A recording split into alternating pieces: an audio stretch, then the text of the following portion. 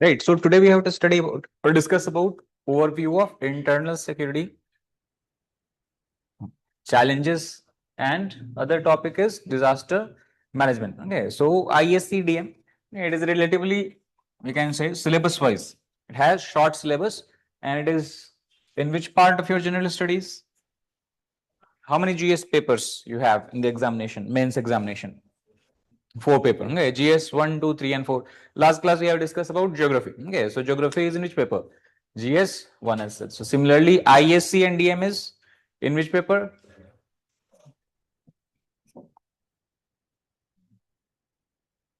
That is in GS 3 as such. Okay, so that is the first point. Internal security challenges and disaster management. That is part of GS 3. What else do you have in GS 3? Economy. Okay, so this is having the dominance overall in terms of the number of questions being asked. Maximum number of questions are asked from which topic? Economy, because syllabus is also very big. Apart from that, what else you'll find here? Science and technology. Okay, relative again, short syllabus. Then what else? Environment and biodiversity. Okay, so overall we can say in GS3, how many subjects you had to study? Four subjects: economy, science and technology, environment, biodiversity, and then you have internal security challenges and disaster management. If you look at this particular subject itself, this is completely relevant for only which stage of examination? Only for mains. Okay, in prelims examination, it did not have any direct questions from the ISC or DM as such, right? So relevant for mains examination. Now we know that in every GS paper, how many questions are being asked? 20 questions are being asked. Okay, current pattern is 10 questions are of 15 mark. Remaining 10 questions are of 10 mark. Okay, so overall, how many marks?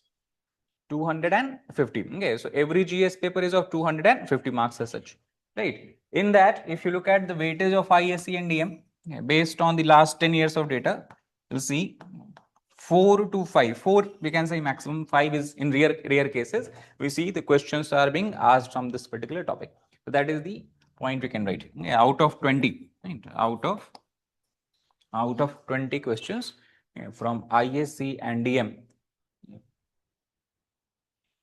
every year around 4 to 5 questions are asked.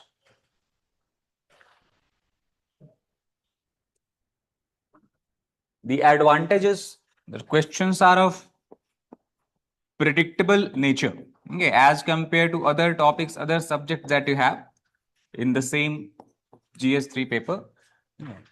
You have greater degree of predictability in IAS and as compared to any other topics. You take science and technology, you take environment, biodiversity, economy, and all that. You cannot predict that what kind of questions will be asked as such. Okay, you have to study everything that is given in the syllabus. So you have to study current affairs also and all that. IAS and DM, they have very predictable nature of questions. Why it is predictable? Because in the syllabus, okay, we'll discuss later, there are key terms that is mentioned here. So questions are being asked from those keywords exactly. For example, you have to study about management of border areas, okay, or cyber security as such. Now in that, what you have? A fixed pattern of questions or left-wing this left-wing insurgency we talk about, extremism we talk about.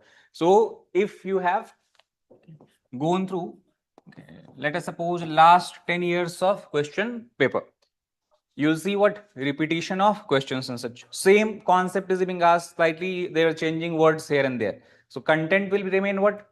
Similar. Only what you have to add. Every year, what is being added? Is it a dynamic topic or a static topic? Internal security. Is everything changing every year or remains same? Changing. Okay, because new threats keep on coming. New terrorist attacks we see keep on happening around. Okay, new security threats we see India is being continuously what against subjected to. So those things that we have to add here. Plus every year what happens? Government makes maybe some new laws or they bring in new policies. Okay, they give some new report, especially Ministry of Home Affairs. So only what you have to update? Current affairs. A static part, structure of the question answer will remain what? Same. So only 70-80% is what you can call as You have to, once you have studied, you are done with it. Okay, 20-30% you have to keep on adding every year as such. Okay, but overall the nature of questions are very same. So 2016, if you remember, 2016 question was asked, 2018 same question was asked, 2022 again same question was asked, and this year again 2026 again you have the same question that is being asked as such, right? So if you have gone through the last 10 years of question paper, what will happen? This year you would find it very easy as such, right? So that's the advantage of this particular topic, and it is also very scoring in nature. Okay, that is the other point. If you're writing good answer, if you have addressed all the parts of the question, okay, in that so after doing that, you will be able to get much more better marks as compared to other topics in that all you have. So that is the advantage. So it basically, you can say, in lesser time period, you'll able to have higher marks. That is the advantage of this particular topic. So many times people ignore it, okay, or they think there's 3-4 questions are being asked, I'll focus more on other subjects and all that. But again, what is the problem? There you have high degree of unpredictability, okay, and here you have predictability. That is the advantage. Now coming to the topic, okay, the syllabus itself. So first, if you look at the term is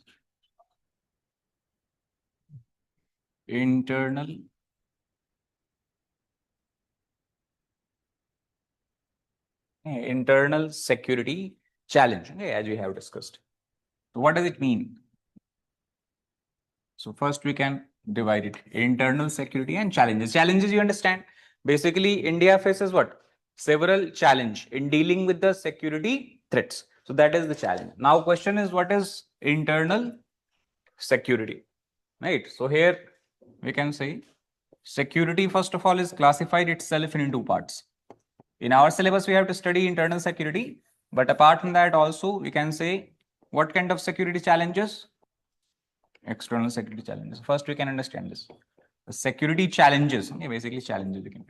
Security challenges that any nation, not necessarily India, security challenges that any nation faces can be classified into two types: external security challenges and internal security challenges.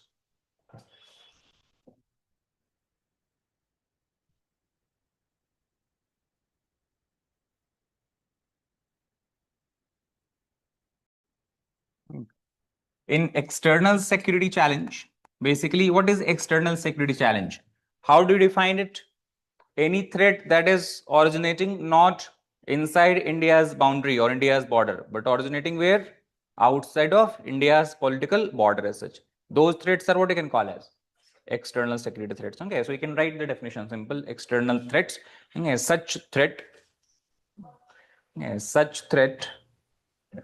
that originate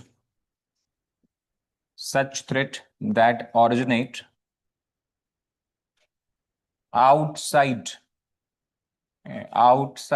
of India's political boundary. Outside of India's political boundary can be called as external security threat. What can be example of this? What are the security threats that we face originate from outside of our border? Pakistan. Pakistan is a country. Pakistan is not a threat like that. Threat is different. What is threat? How Pakistan threatens us? Terrorism. Okay, what kind of terrorism? Terrorism also, on the basis of this, we can classify. One is domestic terrorism, we call it. Domestic terrorism means when the citizens of the same country are carrying out terror activities and acts. Other, what do you have? They are coming from outside across the border. So like recent incident talk about Pahalgam. In Pahalgam, where did terrorists come from? Pakistan. So such kind of terrorism we can call as what? Cross-border terrorism. Okay, so in talking about external threats, you cannot just write terrorism. You have to be more specific. So we can write here cross-border terrorism. Now, which country is largely responsible for cross-border terrorism? For India, Pakistan. So many times in the government documents you'll see we also called as what? You can write here Pak sponsored terrorism. or if you do not want to name the state. But many times in government, this what you can call as notifications or the speeches and all that, if they do not want to name the state, what they simply say, state-sponsored terrorism. Okay, now when we talk about state-sponsored terrorism, what we are indirectly referring to?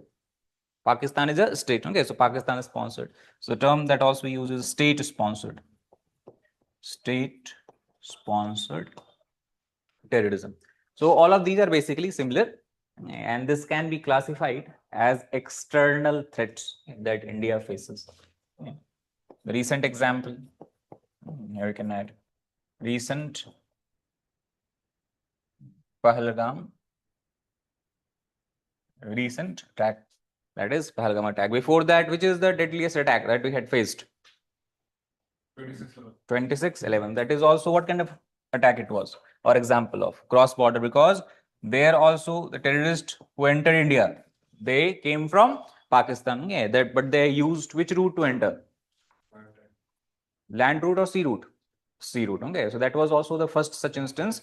Otherwise, most of terror incident that we have seen in India is carried out by or have been carried out by the terrorists who have entered through the land borders. Okay, so infiltration. That is one example. What is the other example of external threat apart from terrorism? What kind of other threats we face?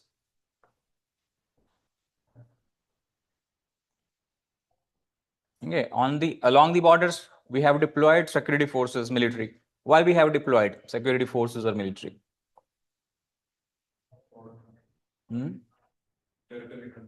Territory control means why we want to have like along the line of control or line of actual control. Why we have a station military along line of control? What will happen if you remove these soldiers from there?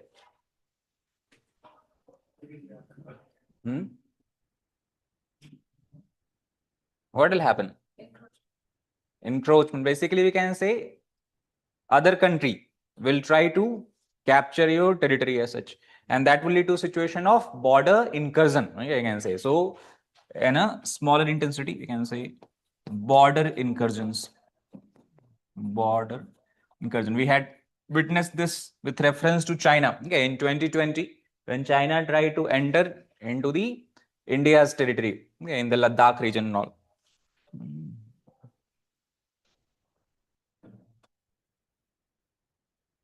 Ladakh region. So we have border incursion. Third, war, you can say. Yeah, because when you talk about the war, when any other country is fighting war, where the threat is originating from? Outside the border itself as such. So war means simply what you can say. Military intervention. When the enemy country is sending its military to capture territory or to cause any harm, and that is the declaration of war, right? So military intervention or warlike situation. So all of these basically we can say is an example of threats that originate from where? From the outside of India's border as such. Now, who deals with these threats? We talk about external threats. In India, which this part of government, which ministry of government deals with the external threat? You have two ministries. First, we can call as MBA, Ministry of External Affairs. Right, Ministry of External Affairs is focused on which kind of approach to deal or to reduce the tension. We can say it is involved in diplomatic effort as such. For example, when border incursion occurred in 2020 along the Indo-China border, did we fought war with China? Did we fight war with China? No. Okay, what we did? We tried to reduce the tension, diffuse the tension by having discussions, deliberations, talks, and all that. Several rounds of talks were carried out between the high-level officials from both India and China as such. This is done by which ministry? Ministry of External Affairs. So first attempt always by most of nation is to ensure that through peaceful way you can reduce the tension and basically what you can say normalize the situations and such. If suppose the diplomatic effort fails, okay, a country is not willing to heed to any diplomatic solutions and all that, they are hell-bent on what? Capturing territory, okay, or carrying out military operation, military strikes and all that. In that case, which ministry will have to come into play? Ministry of Defense, okay, because the Indian Army, okay, all the wings, three wings that you have, Navy, Air Force, and Army, or military's wing, we can say, is under the direct control of Ministry of Defense and such. Okay, so you can say the external security threats of India is managed by two ministry. In the first instance by MEA, and second instance by the Ministry of Defense and such, by the troop mobilization and military mobilizations and all that. So that is briefly we have to talk about. Now, here one variant also these days we are seeing, we call as a type of external threat, but it is referred as internally aided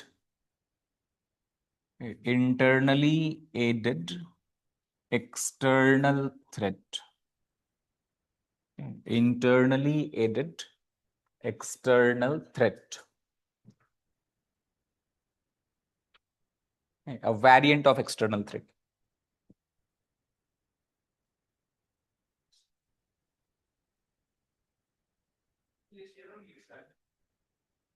Right, internally aided external threat means threat is external in nature, but it is being supported by who?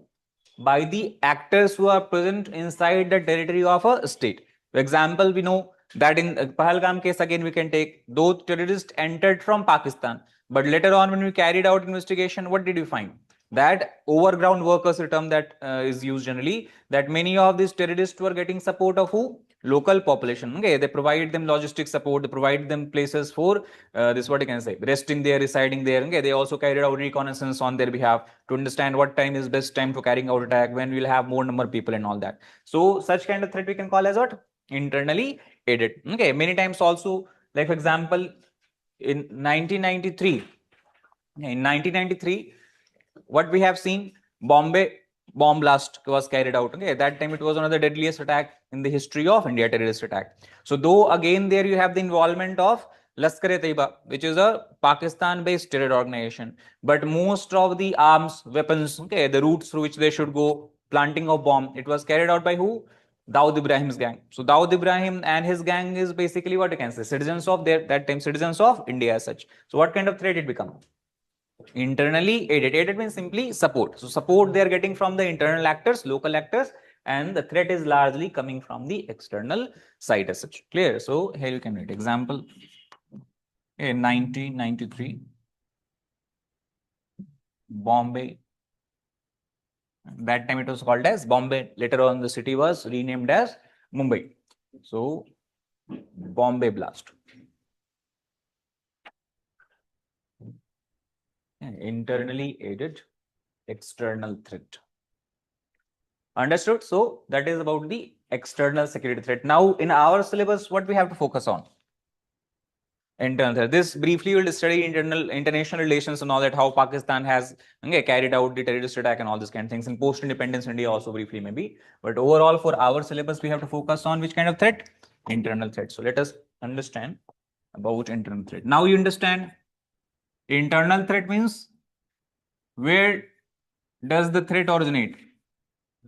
Inside the political borders of or political boundary of India. Okay, so simple we can say, what are internal threats? So such threat, okay, such threat that originate, such threat that originate within a nation's border, within a nation's, or many times state is called, within nations or a state political border.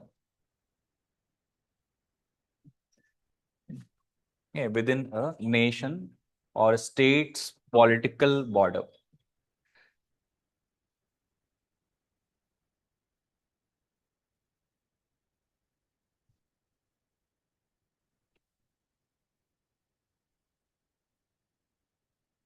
Right? So that's the internal threat as such. What can be the example with reference to India we have to study? This is the general definition. Okay, also two things are there. Okay, let's study later, but briefly, what is the term we are using? Nation and state are the same or different? Then why are you using two terms if they are same? Nation, you have heard this both terms many times, you would have read in the newspapers or everywhere else also. So sometimes you use term nation, sometimes you use the state. What is the major difference? Between the states, Yeah, what? Between the states, it can be like vocabulary, water, and that.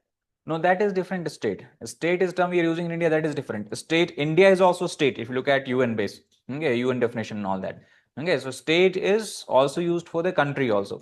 Okay, India we use the term state for administrative provinces that you have. In other countries, different terms we have. Like in Japan, it is called as prefecture. Okay, in other countries, Canada, it is called as province. So that is different. Okay, state here talking about a country, not a state in India.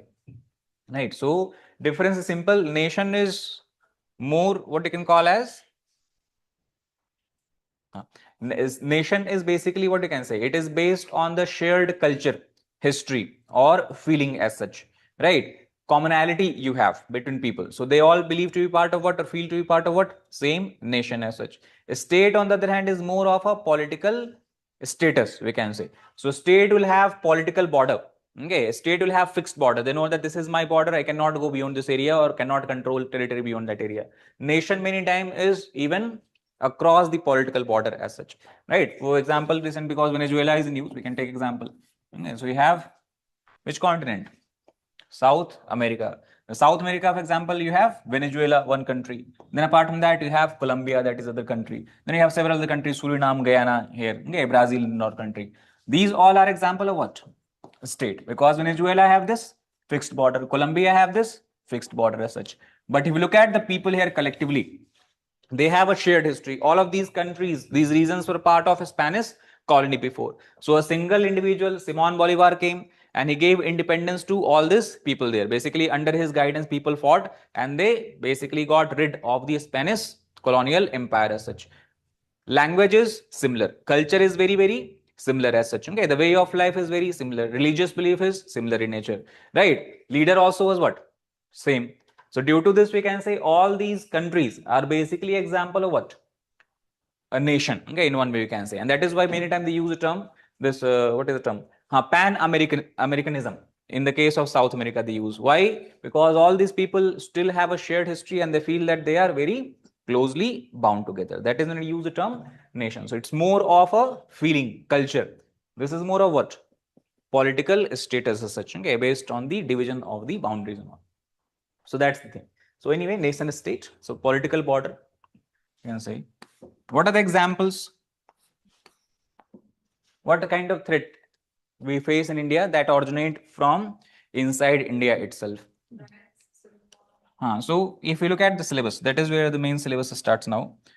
Threats are clearly mentioned. What we have to study first is the role of LWE. That stands for left wing extremism. LWE, in the short, it is called as left wing extremism. That is the first chapter overall, we can say. The first chapter we will discuss is about LWE, left wing extremism.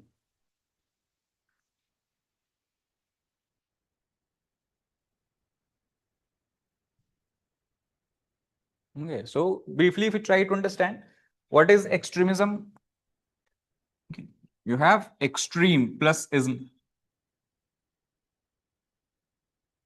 Right, extreme plus ism. Ism refer to what? A kind of political ideology, philosophy, we can say as such.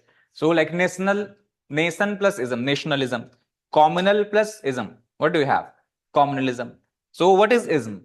Political philosophy. What does nationalism mean? It means that when the entire idea is basically focused upon what? Upholding the interest and right of a nation. That is called as nationalism. What is communalism?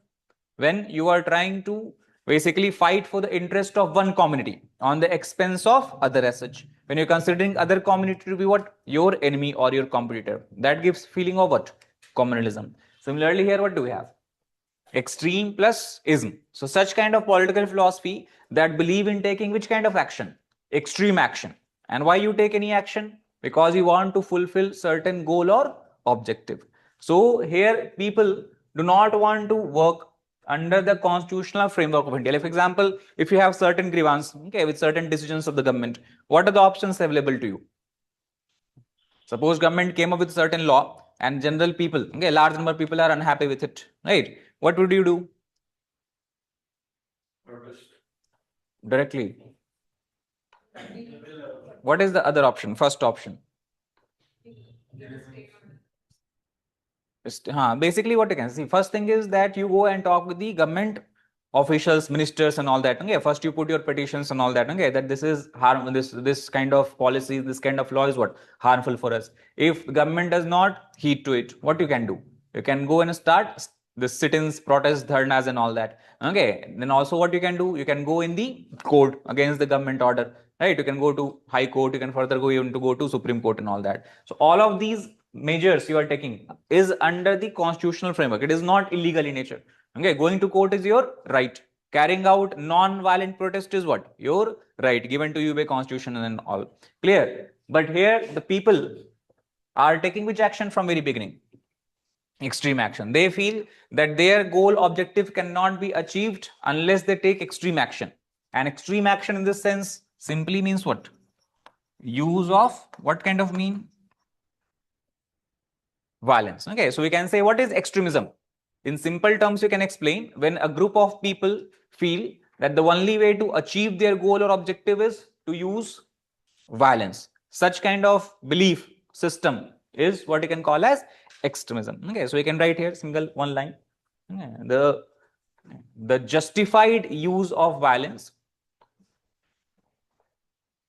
the justified use of violence by a group of people,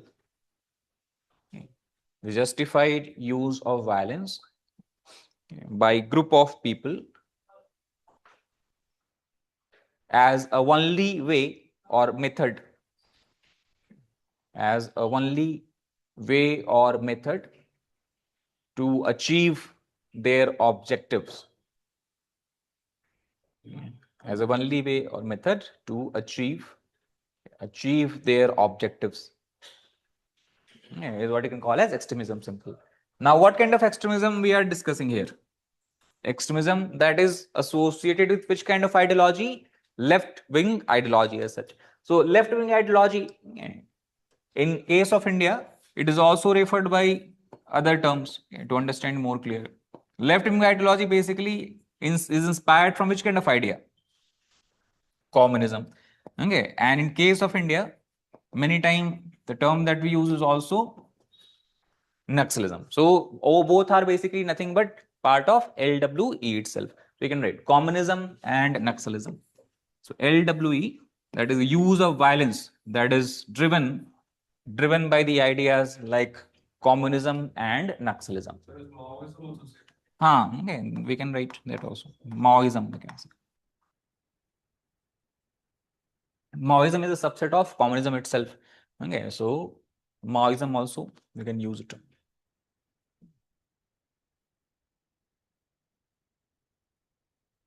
Right, why we call it Maoism? Because this was the idea given by who? Mao. Okay, Mao Tse-tung or Mao Zedong is the name that is written, who was the Chinese leader, okay, who actually carried out civil war and a communist revolution. He then captured the power in China. So Mao Zedong's ideology can be summed up in one statement that he gave in his speeches. He says that power flows out from the barrel of a gun. Okay, that is the summation of Maoism. Basically, he says that what is the objective of this left-wing extremist or communist or Naxalist? They want to capture power. They want to overthrow the existing government and want to create a communist government, communist structure. Same how you have in the China as such, North Korea as such and all that. Right? So they want to capture state power. Mao say that you cannot capture state power by peaceful protest or dharnas and going to court and doing all these things. How you can capture power? Only if you have real power. Where does real power come from? Gun. Okay, so gun here means what? If people are fearful of you, then only they will be willing to share or give power in your control as such. Okay, and that is the ideology that many of the communist group in India also have adopted. When we talk about the Maoist, okay, or Naxalist, what ideology are they working upon? The ideology that was given to them by Mao Zedong. And discuss a little Maoism, we have to study in very great detail. Later we'll talk about this. Why we call many times this phenomena in India as also Naxalism? See, this term Maoism you can use everywhere in the world, right? Because people everywhere in the world can be inspired by Mao's idea. Communism again is what? Worldwide. We can say philosophy or political parties, communist parties are almost everywhere, okay, in most of states and most of countries and such. But when we talk about it of Naxalism, it is only used in context of which country? India. If you used on Naxalism outside of India, it will not have any meaning as such. And what is the reason behind it? Because I told you that people began to feel that the only way they can have control over the power or they can get their rights by using violence. And this, in case of India, such kind of movement began in a small village. And that small village is called as Naxal Bari. Okay, this is village in which state? West Bengal. So the entire movement, communist movement or Maoist movement, we can say, it began in the Naxalbari village of West Bengal. That is why this entire movement began to be referred as Naxalism, okay, rooted in the Naxalbari village. So that is the single reason. We can write this. In Naxalism, the term is because of such revolution, such movement began in the Naxalbari village of West Bengal. We will trace the evolution, origin of the entire evolution and all that in the main classes. Here we have to simply understand the concept and term that we have to discuss in the syllabus. So understand what we have to study here in the first chapter, left-wing extremism, how it has evolved, its origin, its history. Okay, then through the years, how we have seen evolution of communist parties, Maoist groups and all that. What are the steps government has taken to suppress this rebellion? To what extent government efforts have been successful? To what extent government is facing challenges and limitations in taming and tackling this crisis and all that? And then last, what is the present status of this particular problem or issue as such, right? So if you look in 2012, almost how many? About 139 districts of India were under the control of Naxals, Maoist, we can say. Okay, that was spread across about 18 states of India, you can imagine. Today, we have reduced this number to just 13. So, 139 district to 13 districts. We can say Naxalism is in a state of continuous decline. Why? Because we have taken a lot of measures, okay, a lot of, we can say, steps to curtail this movement. So that is the first challenge, role of left-wing extremism. And here also one small topic is there, okay, link with development. How left-wing extremism and development are linked. So link with development in that here.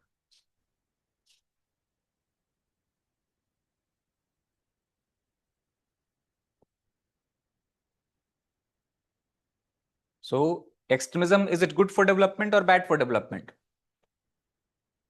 Bad for development. Okay, so a kind of cycle is there. If you try to understand, suppose that one side you have the prevalence of left-wing extremism, and other side, let us suppose what do you have? We are talking about the development as such. So there are basically two things. One, because in certain districts, certain regions where you have prevalence of left-wing extremism, development will be good or bad, poor or good. You can say it will be poor, right? Because security threats are there. Imagine that entire area, entire district is controlled by left-wing extremists. Such they have actually captured the power and all that. So people are fearful of venturing into that area. If suppose you want to construct roads, okay, what do you have to have? You need to have contractors. You need to have laborers who are working for this. Laborers and contractors are continuously fearful of left-wing extremists, okay, because they know that if they come in contact with them, they can even kill them. So will they be willing to work in those areas? No. So though even if you have funds, government have funds, but no one is willing to work in those areas. Security situation is very bad. So due to this, what will happen? Poor development. Now imagine you want to arrest, capture or kill these people. How security forces will enter into this area? Because they are living in remote areas, dense forest areas, village area. They need to have what? Roads. Once they enter into this area to carrying out operation, they need to have what? Proper communication, telecommunication and all that. That also is part of development. Without roads, mobilization of security forces will be very problematic as such, we can say. Okay. Without communication, without mobile transportation, telecommunication, what will happen? Better or efficient communication cannot be ensured. So we can say that lack of development also is responsible for what? For the prevalence of left-wing extremism. Understand what I'm trying to say? Because of the prevalence of left-wing extremism, we see lack of development. And due to the lack of development, what we are seeing? Prevalence of left-wing extremism as such. So that is the link. We'll discuss that how extremism and development are linked together. But I think you got the basic idea about it. So that's the first chapter. And we have detailed discuss about left-wing extremism, one of the longest chapter in this particular this subject we will talk about. Then first internal security challenge that we have covered, LWE. The second security challenge that we have to study as per syllabus is Northeast insurgency. Northeast insurgency.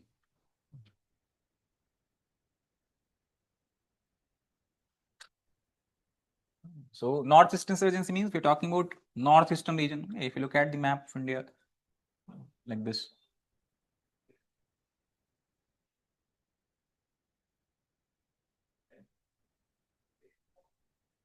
Okay, somewhere like this. So this region is what we call as this entire region from here to here. This is your northeastern region as such. And what do we see in the northeastern region? The term that we use is insurgency. Insurgency is basically slightly different from this LWE. What is the main objective of left-wing extremist or Maoist? They want to topple the existing government structure and create which kind of government? Which is based on the ideology of communism. They do not want to leave India. They do not want to exit and go away from India. They want to be part of India itself, but want to change the government. That is the goal of LWE. On the other hand, insurgent groups, which is operating in Northeast, they have different objective. They are also example of extremism. Why they're example of extremism? Because they're also using what? Violence as a method of achieving their goals or objective. But their goal and objective is very different. What do they want? They do not want to be part of India anymore. So their demand is simple. Create a separate country or separate nation for ourselves. Historically, we have never been part of India. Okay, so Nagas, if you talk about one of the most this violent insurgent movement in the northeastern region is Naga insurgency. What is the demand of Naga people, Naga tribes? They said that historically we have never been part of India. We have been forcefully captured and made part of the entire territory by the British. After British went, they gave the control of our area to who? Government of India. No one asked that what we wish, what we desire. So now they are saying that we desire to be a separate independent nation, completely controlled and dominated by only Naga tribes. We will live our way based on our own customs, history and laws that we have. We do not want to follow the constitution of India. We do not want to follow the legal this procedures and all that you have imposed on us. So what they are demanding? Nagalim, that they demand. Nagalim is the name of the nation they have given, that once they get independence from India, they will become a separate country called as Nagalim. That is example of what? Insurgency. So use of violent means to demand what? Secession is a term that we use. Okay, secession from a particular country, secession from a particular nation because of historical, cultural, and ideal this ethnic based factor and all that. So insurgency. In one line we can write this. Okay, to be clear, insurgency, the demand for a separate political territory. Demand for a separate political territory by using violence.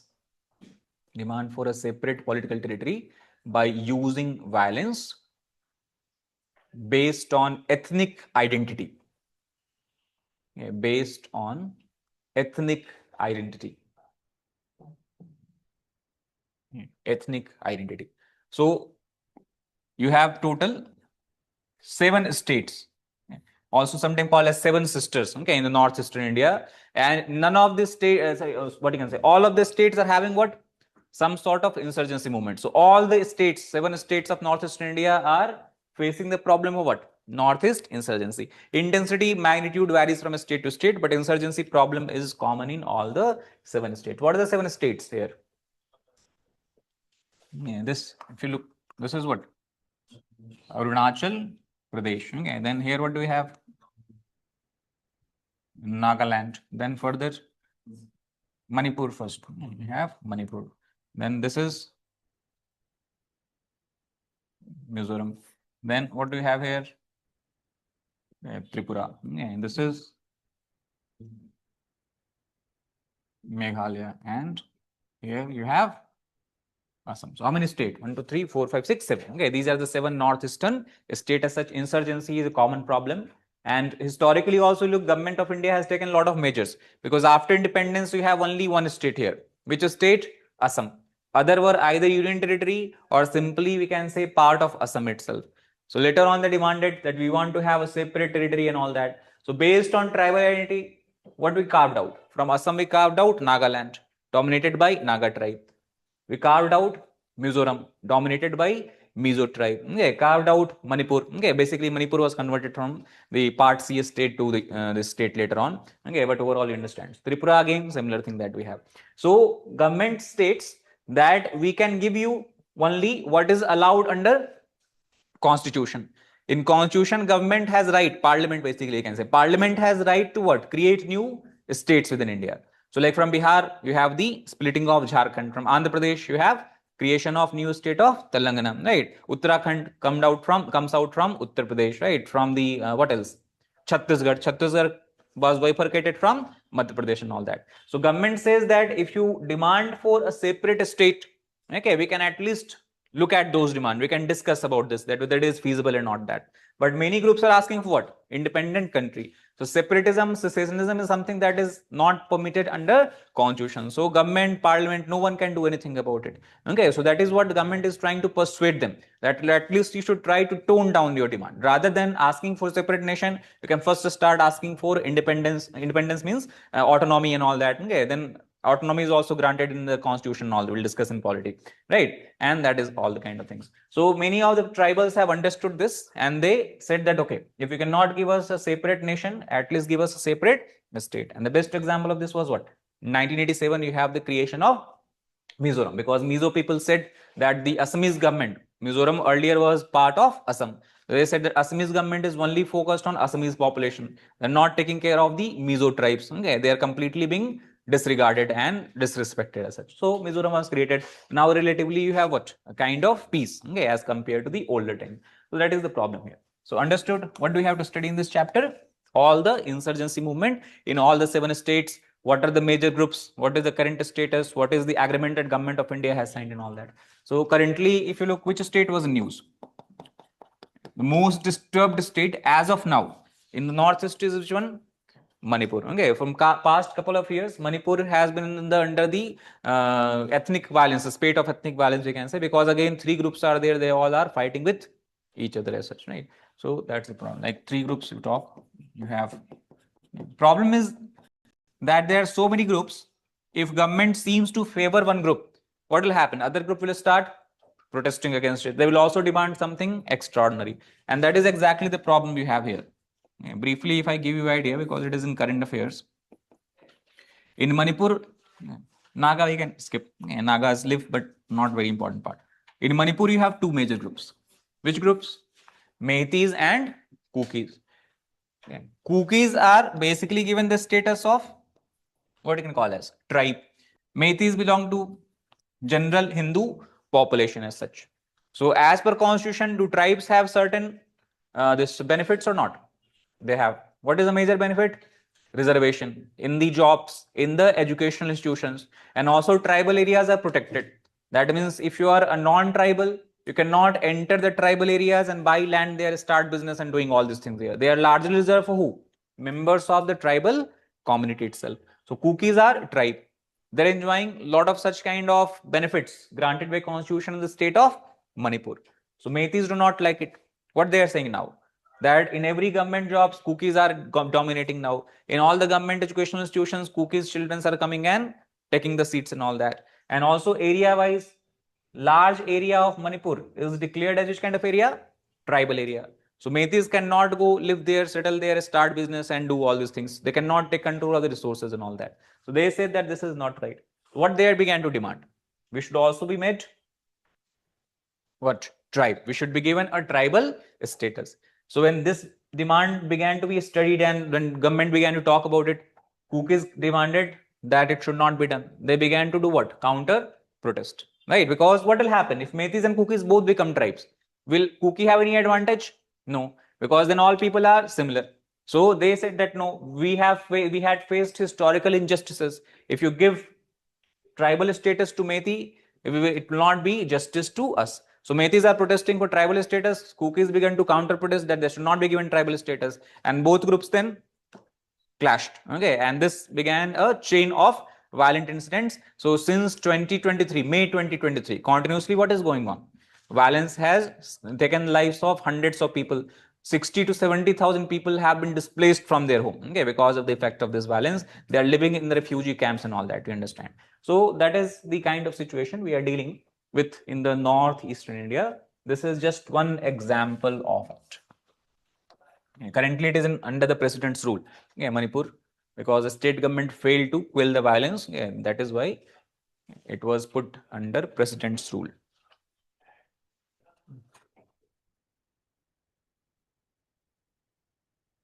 That is the second chapter about Northeast insurgency. Third chapter, this internal secret challenge we have to cover is two topics as a part of same chapter. That is organized crime and terrorism. And then linkages between we have to study. Two separately we have to study what is organized crime, what is terrorism, and how they are linked together, how they work together many times. Organized crime, terrorism, and linkages between.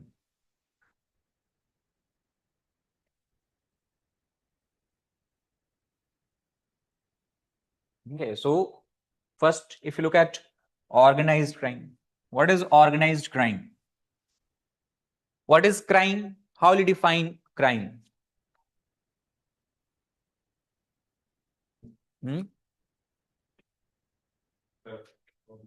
That is example. What is the definition? When you can say any act or activity is a crime. Okay, so any act or activities that is violating the rule of the law or law of land, we can say, can be considered as a criminal activity. So theft, robbery, okay, these kind of things we can say, assault we can say. What is organized crime? When criminal activity is being carried out not by some random individual or few individuals, it is being carried out in a proper organized scale. So you have proper structural organizations, you have boss in that organization, boss will have 2-3 main people.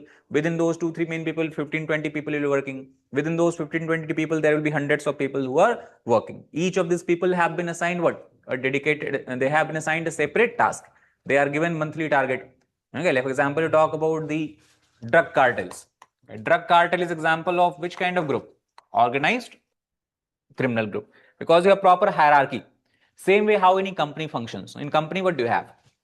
We can say managing director. Within that, what do you have? General manager. Within that, what do you have then? Senior manager, managers. Then you have officers and all that. Same way also this organized crime group works as such. If you work good under this cartel, you will get promotion. You will keep rising in the ranks. If you do bad work, or if you have failed to results,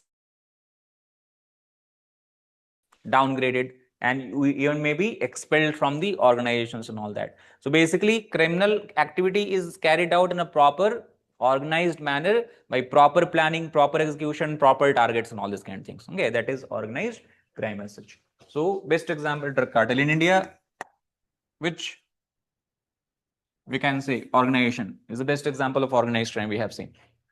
That is D Company, headed by who? Daud Ibrahim. Okay, so they used to work in a very organized manner. Okay, you have who will have responsibility of collection from which areas. Okay, what kind of activity and all that have done. That's the organized. Yeah, we'll discuss that more. Second is what? Terrorism. Okay, terrorism. Already you have discussed. It can be either domestic terrorism or it can be cross-border terrorism. But overall objective, goal, method of action is what? Similar in both cases. So what is terrorism? It is difficult to define, but UN has given a simple definition that what can be considered as a terrorism. So you can write the definition. Yeah, terrorism is very important. Terrorism, as per United Nations, we are talking about. As per United Nations, it refers to the use of violence. It refers to the use of violence to create mass panic or fear. The use of violence to create mass panic or fear, to disturb the social order. Mass panic or fear to disturb the social order disturb the social order for achieving a certain political or religious goal. For achieving certain political or religious goal.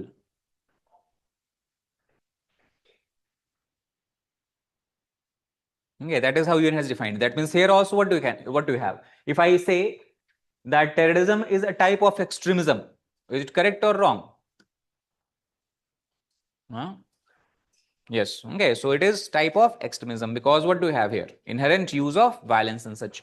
But what is different? The goal is different. You understand all of these three? Insurgency is also type of extremism. Left wing also is type of what? Extremism. But left wing has a goal of capturing a state power by toppling the government. Insurgents organizations have goal of what? Seceding from India, creating a separate state and territory for themselves. What is the goal of terrorism? To achieve certain political or religious goals and such. Right? Like Taliban. Taliban few years back can be considered or equated with what? A terrorist organization. Why? Because they're using violence, they're carrying out bomb blast and everywhere in the Afghanistan and all. What was the objective? To capture the power in Afghanistan.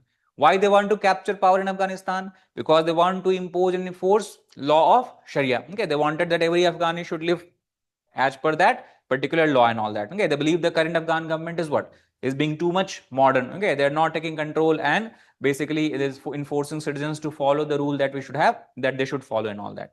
So basically what we can say, terrorism is also a type of extremism, but goals and objective is slightly different from the other two type of extremism as such. Clear? So that is the thing. So organized crime, terrorism. And there also one difference you will see. What is the example of organized crime? Drug cartel. So what is the objective? What is the main objective of any organized crime group? What do they want? Huh?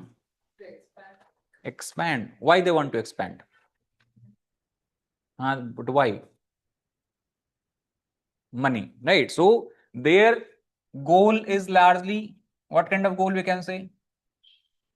Financial. If suppose let's say that this we can consider imaginary situation. Suppose that no one want to buy drug anymore. Will they be involved in drug business? No.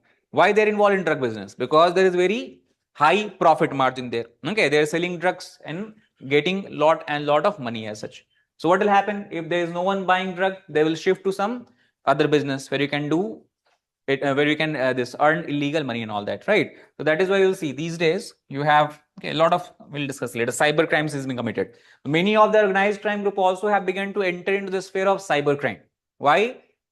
Because think about it. First, if they want to earn money from drug, they have to procure drug. After that, they have to bring drug inside India, for example. That carries a lot of risk along the borders and all that. Then they have to distribute drugs. Again, what do you have? A lot of risks are there. Police can catch you and all that. Then they understood now that best way is directly what you can do. Get money directly from bank account. How? By involving in cyber theft, okay, cyber crime, by phishing, scamming and all these kind of things. So risk becomes very low. Plus other advantage of cyber world is you do not have to be in Mumbai to carry out the crime. You can be sitting anywhere in the world and carrying out crime by targeting people who are living in Mumbai, Bangalore, Hyderabad and all that, right? So what will happen? The risk of being caught becomes very low. So this is the new trend we have seen since last 5 to 8 years, that lot and more of organized crime groups are basically entering and foraying into the sphere of cyber crime. Okay, so that is the trend. Recently also Mumbai police has talked about it.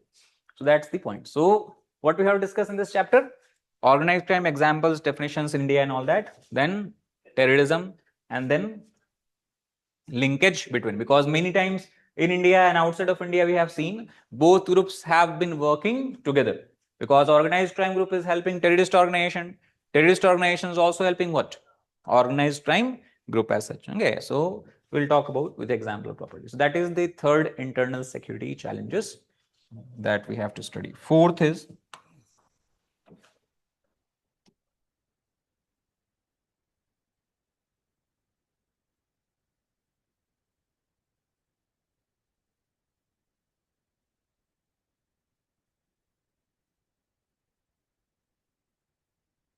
border management.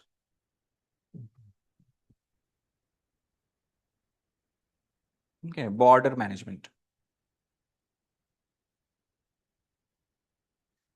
So border management here we can divide in case of India. Two type of border we have. One we can call as land border.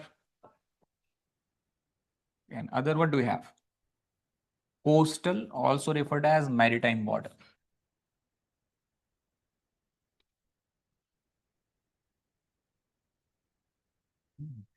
So management of land border and coastal or maritime border length is, if you have to write, about 15,200 meters. India has a total land border of 15,200 kilometers, while the coastal border is of roughly 7,500 kilometers.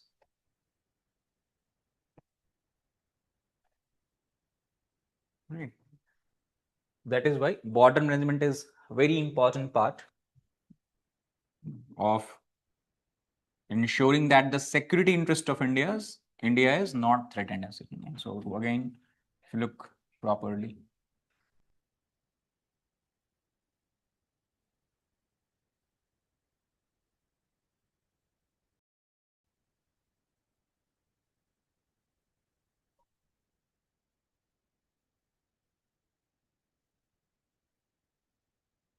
Hey, so land border is starting from where? Somewhere this area. Okay. From this area, all the way up to here, this entire region as such.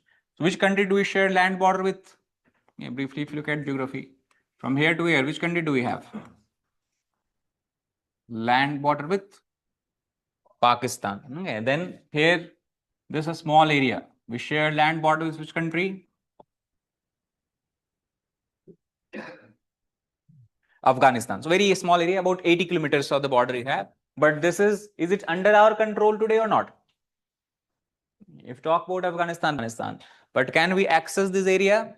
No. Okay, why? Because though we draw the map of Jammu and Kashmir like this, but this part currently it is not under our control. This is occupied by who? Pakistan. That is why this entire region, what do you call as? POK. POK stands for Pakistan occupied Kashmir.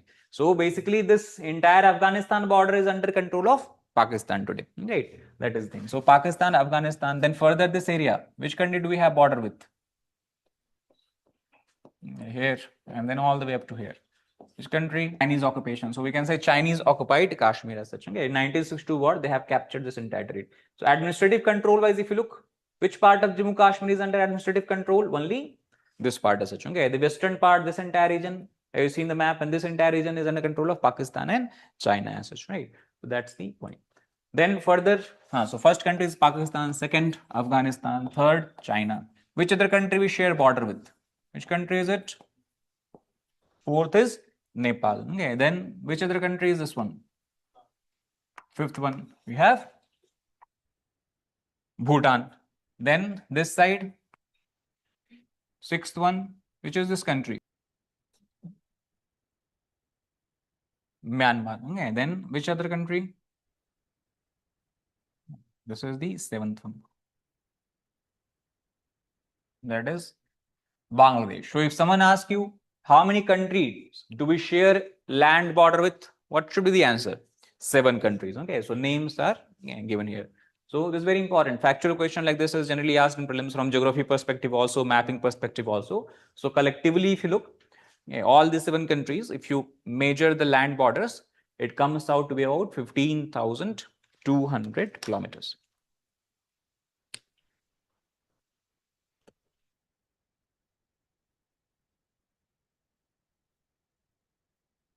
Yeah, 15,200 kilometers. And then throughout this entire area, what do we have? We have the coastal border or maritime border. So 7,500 meters, including the area of Andaman and Nicobar. Also, we are considering this part of that. That is how we have to understand the land border and coastal border. Now, obviously, why border management is a very important and vital part of security management? Because I discussed a lot of threats are originating where? Outside of India's border such. Okay, threat of military intervention, threat of the illegal migration. It is also example of what? Cross-border threats and all that. So all of these we are facing all across India as such. Which country we share longest land border with? 7 countries we have. Which country do we share longest border with? Land border. Bangladesh, right? Bangladesh, 4,096 kilometers. Okay, so that also you can write here. Longest land border we have is with Bangladesh. Longest land border is with Bangladesh, followed by China. Okay, a second. So Bangladesh and China. Chinese border look very long, but you understand they do not have direct border. This is what? Nepal. Here what do we have? Bhutan. So only this area and this area. Okay, otherwise it look that very expansive in nature. But okay, this is because here you have a lot of curves here and there and there. So if you measure the entire length, it is much more bigger, greater. That's the thing. So now in border management, we have to focus on what we will study about border management. Border management is responsibility of which ministry? In India, both internal security threats that we have discussed, LWE, what else? North Organized Crime, terrorism, border management. All of this is under which ministry? Ministry of Home Affairs. I told you that is the difference. External security is managed by, threats is managed by two ministries. MEA, Ministry of External Affairs, and Ministry of Defense. Internal security is largely managed by Ministry of Home Affairs, and this is the ministry responsible for border management. And how do they manage border? So they deploy forces across or along the border called as border guarding force. They are called as border guarding force. So all across the border, we have deployment of border guarding forces.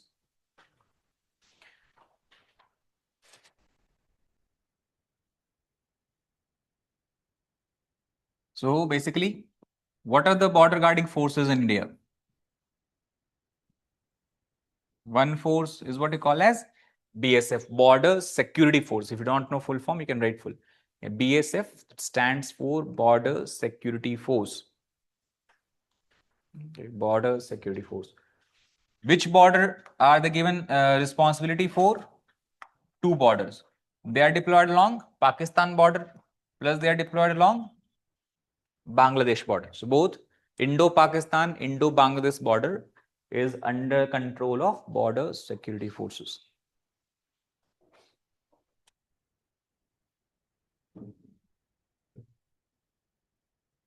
Okay, to be more precise, we have to also understand it since we're talking about it. If you look at the border of Pakistan, it is not uniform in nature, okay, in terms of degree of control or the dispute that we have.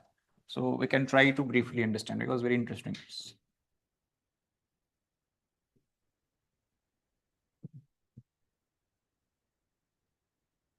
Right. So land border with Pakistan starts from here. Which region is it?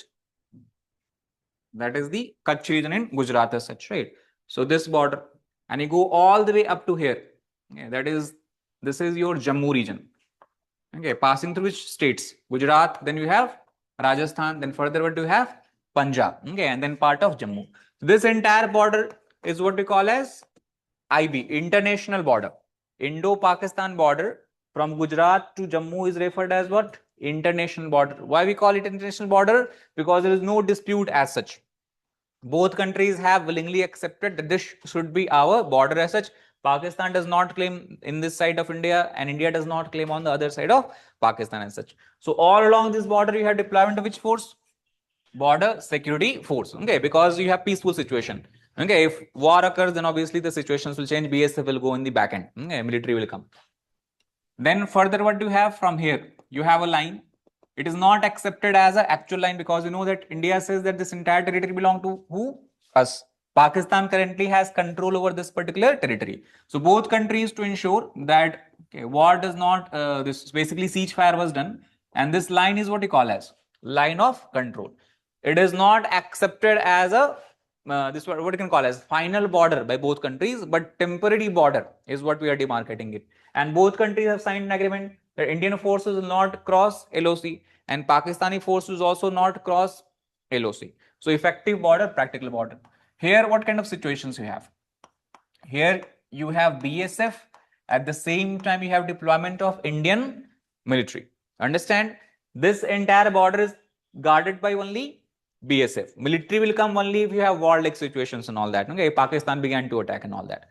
In this case, permanently you will have involvement of both forces, BSF plus Indian army. Okay, we can say Indian military and all that.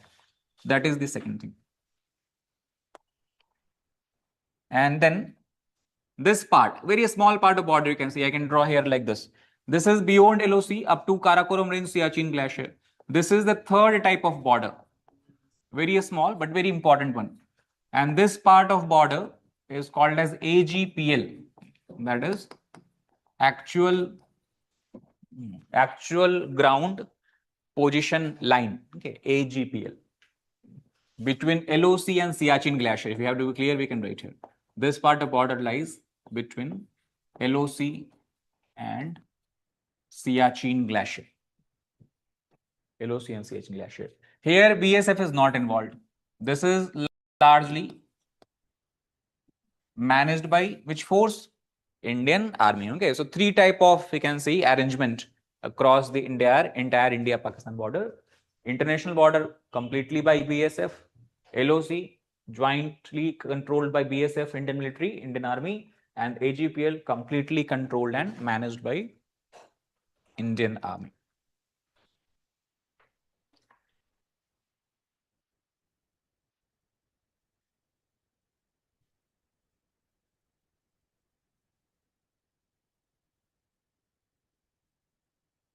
Right, that is the Indo-Pakistan border BSF. So that is the first force, border guarding force. Second border guarding force is what we call as ITBP. What is the full form of ITBP? Stand for Indo-Tibetan Border Police. That is the full form. That is the other border guarding force, ITBP. Indo-Tibetan Border Police.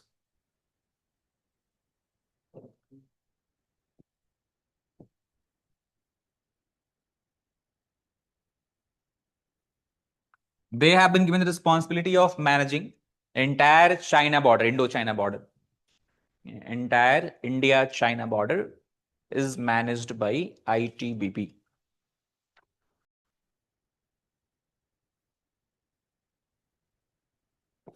Then third security force, you have Assam Rifles. Is there a line of control in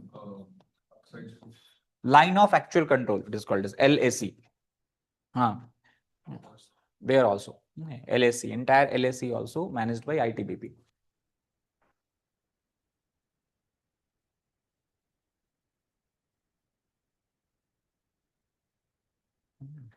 Third is AR, that is Assam Rifles.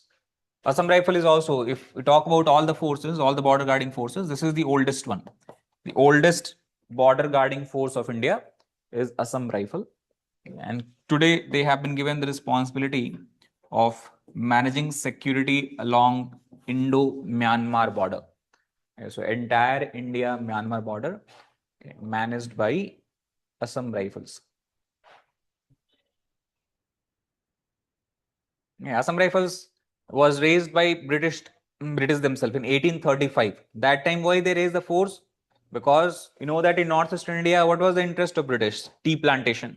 And on the tea plantations, many times tribals who are living in those areas, they used to raid, capture, loot and all these kind of things. So needed some forces who can protect and secure the tea plantations of British merchants, British traders. That is why they raised the force. Later on, gradually they were allowed to participate in World War I. Again, they participated in World War II. And finally, after independence, they were classified as which kind of force? Border security, border guarding forces, and were given the responsibility of managing the Indo-Myanmar border. Okay, so that's the overall history brief. Fourth border guarding force is called as SSB, that is Sashastra Seema Bal.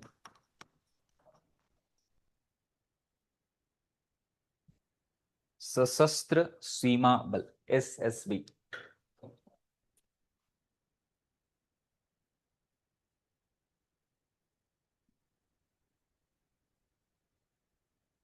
Nepal and Bhutan border, it is managed by, guarded by these forces.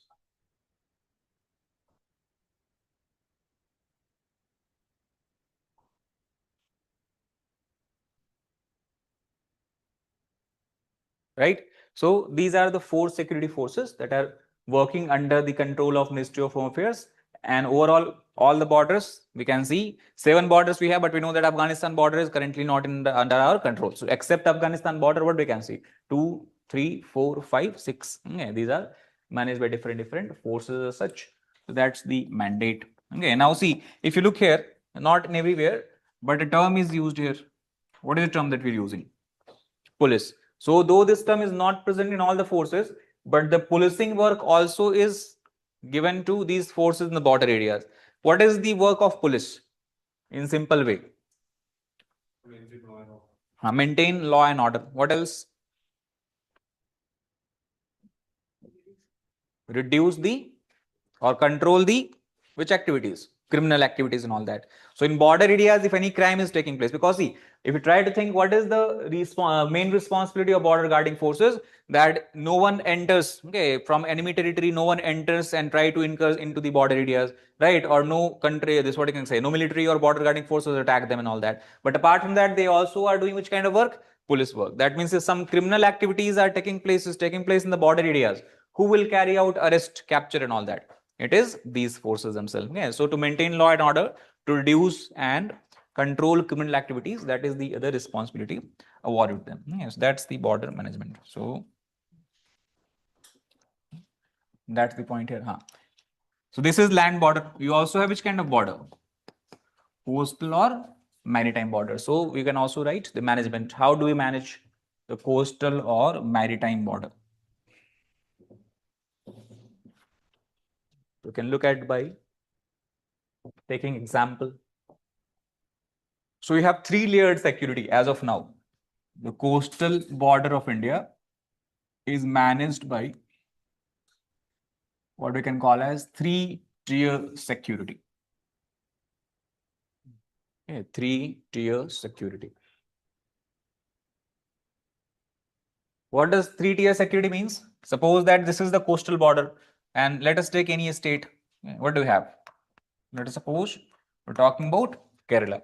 Now the initial area, the coastal areas, which is close to the landmass itself, it will be managed by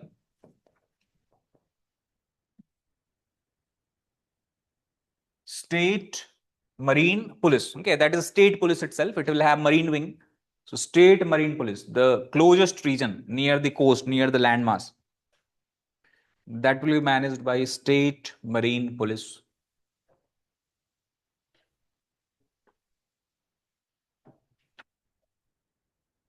Okay, kilometers wise, if you look about 22 kilometers of the area, that is given the that is where SMP has given the responsibility. So up to 22 kilometers from the coast, in simple way we can say, up to 22 kilometers from the coast, state marine police have jurisdiction. Then as you go further away, this is managed by forces again operating under the control of which ministry? Home Affairs. The state police will operate under state government, right? Then you have the Ministry of Home Affairs. Under Ministry of Home Affairs, we have a force called as ICG, that is Indian Coast Guard. Yes, that manages the entire area. So Indian Coast Guard. Second layer of security is provided by Indian Coast Guard.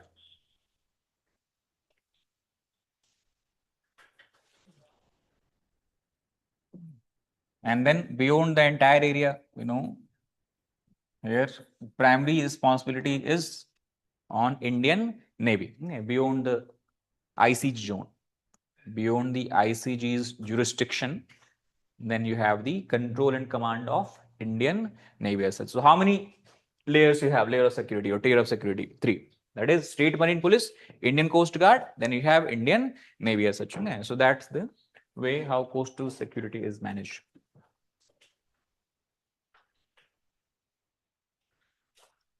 So that's about the border management. The details we'll discuss again, and the cases, what is the problems that we face, and all these things. So that's the which chapter?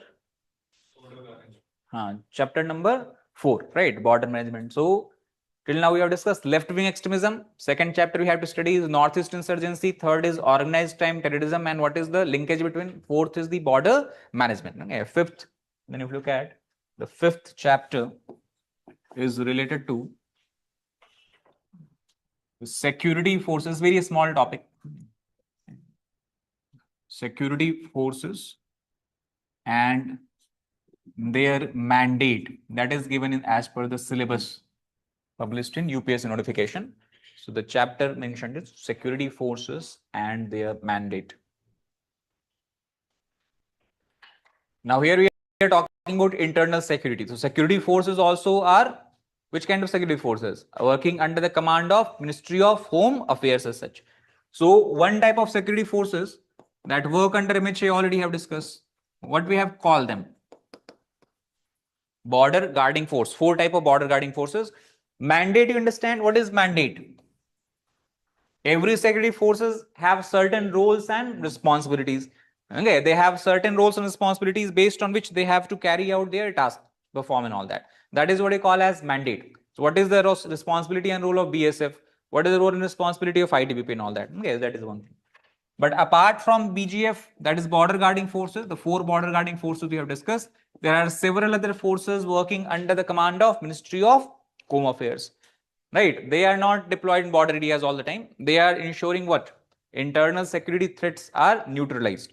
So, for example, here we can say the largest force in terms of number you will find is which force? CRPF. Okay, that is what is the full form? Have you heard about this force or not? CRPF. Okay, they are everywhere deployed in almost all the conditions. If you have riot, if you have communal violence, if you have election and all this voting, what is the full form? Central Reserve Police Force. Yes, that also can write here. So the fifth force, basically you can say the fifth force, CRPF, Central Reserve Police Force. Central Reserve Police Force. They have their own responsibilities and all that. To be clear, this is the primary force who is working in which area?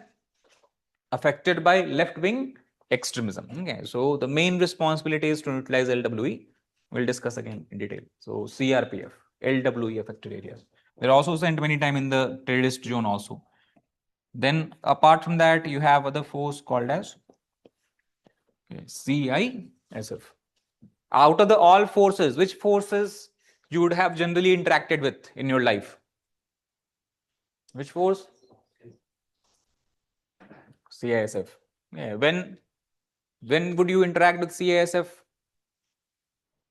All of you have used metro or not? Still. In metro station, which forces are deployed? CISF. Okay, if you go to certain monuments, okay, monuments which is very monument of national importance, like Taj Mahal, for example, Red Fort, for example, which forces are deployed there?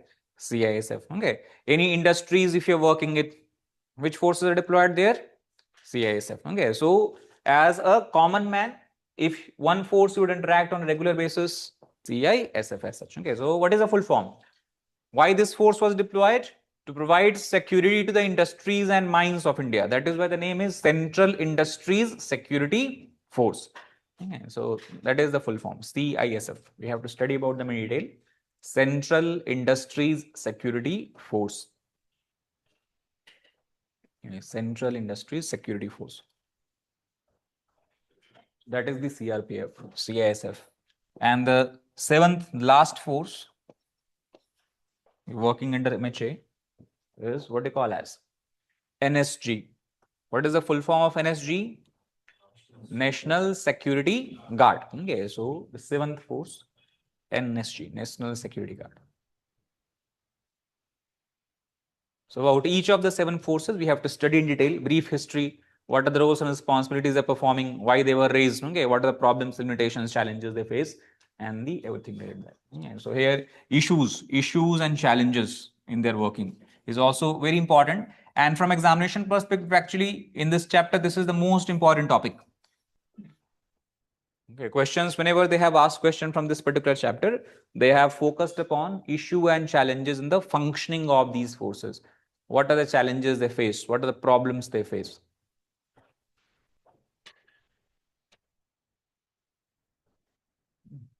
So NSG, what is the main responsibility of NSG? We have discussed already CRPF, CISF for industrial security.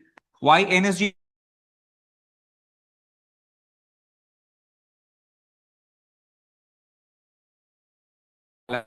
The elite counter terrorism force of India.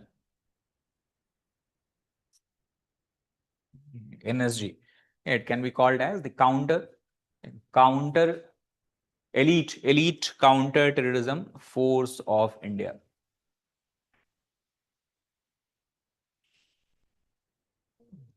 What does elite counterterrorism force mean? That whenever any terrorist attack is taking place in India, to neutralize that threat, which forces will be called in first? NSG.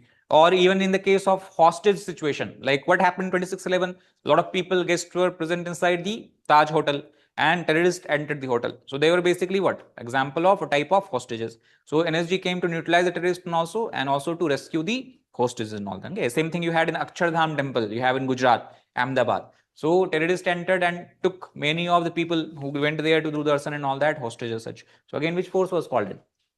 National Security Guard. So they have been trained in such a manner that they can effectively neutralize the terrorist and can rescue the hostages and all that. So whenever any attack happen, terrorist attack happen, if it is progressing, NSG would be called. What about the protection against That is SPG, Special Protection Guard. Okay, that is special kind of force.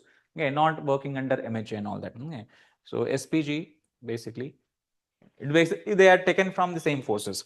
Okay, but who is best amongst all? So best of the NSG commandos, best of the CSF commandos. So they have to go through rigorous this what you can call examination and all that, and finally they are made part of SPG. Even from Indian military, many times they are taken. For president, you have then his or her own force. That is called as president's. This what is the term? Presidential guard, something term that is used. They are coming directly from military. That's the difference you would see. Why? Because who is the head of Indian military?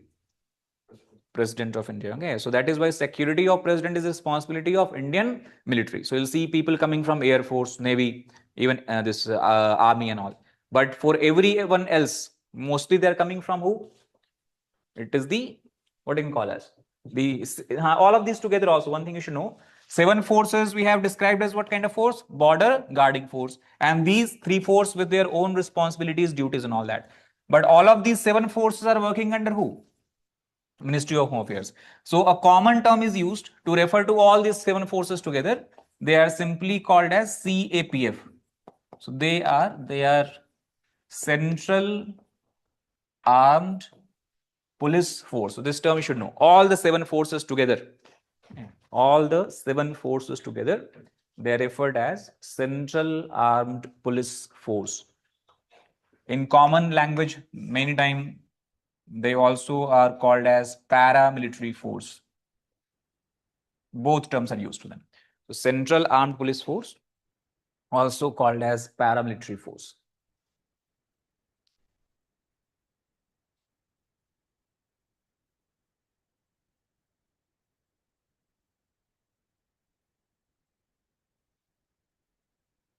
Right.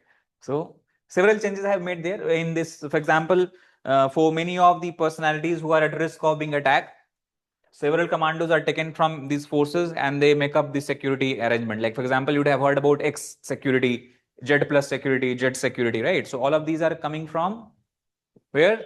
CAPF itself. Okay. So for ministers, many times chief ministers, okay, cabinet ministers, such security framework is provided to them. The security forces, and that is one of the major concern. Okay. In the recent parliamentary committee's report, when we have talked about issue and challenges, we'll discuss that point, because these forces have been raised for a certain duty as such. Like CRPF largely responsible for what? Left-wing extremism and related operation. CISF is to provide what? Securities to the industries, mines, important airports. Airport also is where what you will find. If you have been to the airport screening and all that, security, who is sitting? People from CISF themselves. So if you are providing VIP security, what you are doing? You are basically reducing the effectiveness of these forces, because they are trained command for different kind of purposes, right? That is the issue we'll discuss.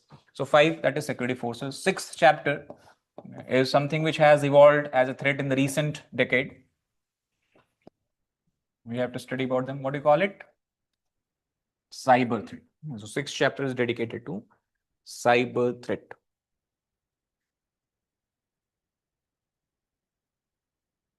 Cyber threat in simple way we can say is what? Any threat that originate from where? Cyber space. So three type of threat we will study here. One is four actually, four types. One is cyber crime. Cyber crime.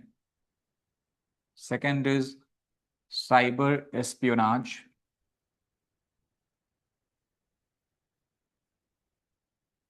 Third is cyber warfare. And fourth is cyber crime, cyber espionage, cyber warfare, cyber terrorism.